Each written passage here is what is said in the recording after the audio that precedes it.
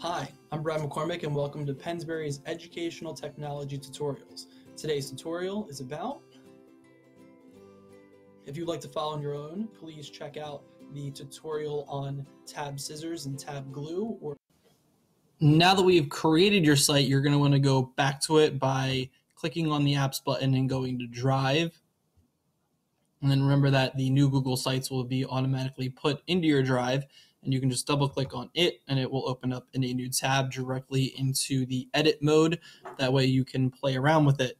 In this video, we're going to focus on the themes and the pages part, and then in subsequent videos we will get to the multiple different ways that you can embed and insert things.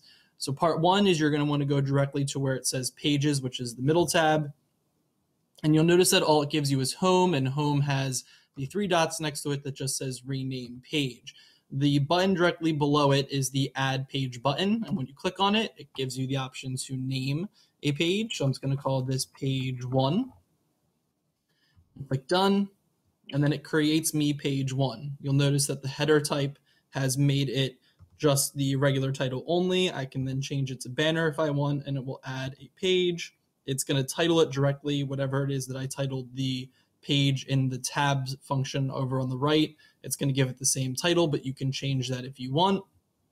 And then I'm just going to add some more pages, like page 2. And then I'm going to give us page 1A as well.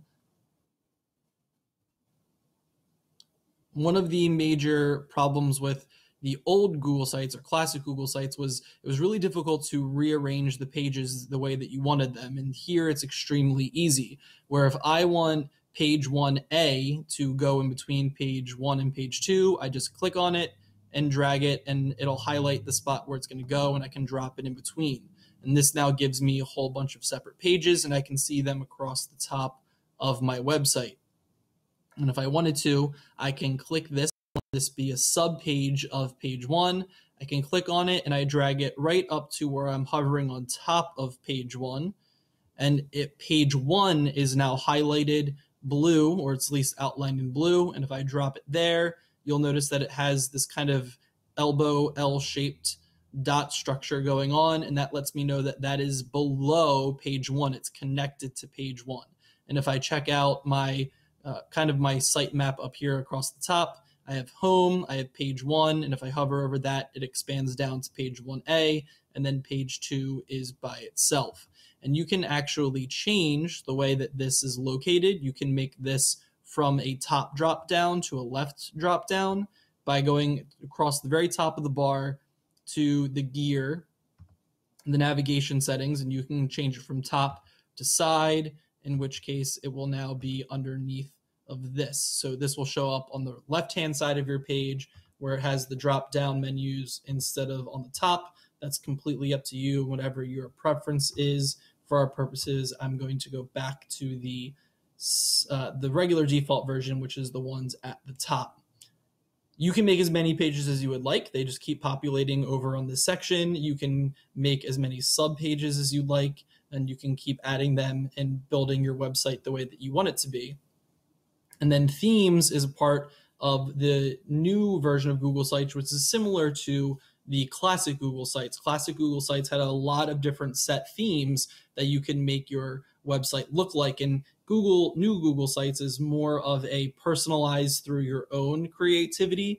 It gives you a few different options over on the right. When this first started in the summer of 2016, there was just these three: Simple, Aristotle, and Diplomat, and they have already since added Vision, Level, and Impression as well. And each one of them, if we went to Level, has different color styles. So if I wanted to go with green, and if I wanted to change the font style to slab, it'll change the font for me a little bit as well. And the major part with themes, which we'll get to with Insert, is that it changes the background of where you're inserting images. So in the next video, when we get to inserting, you'll see how that kind of ends up being a little bit different than what it would normally just be blank. It allows you to be a little bit more creative and kind of code things, if you will. Things that are together, things you want blocked together, you can make sure that they're the same color and next to each other.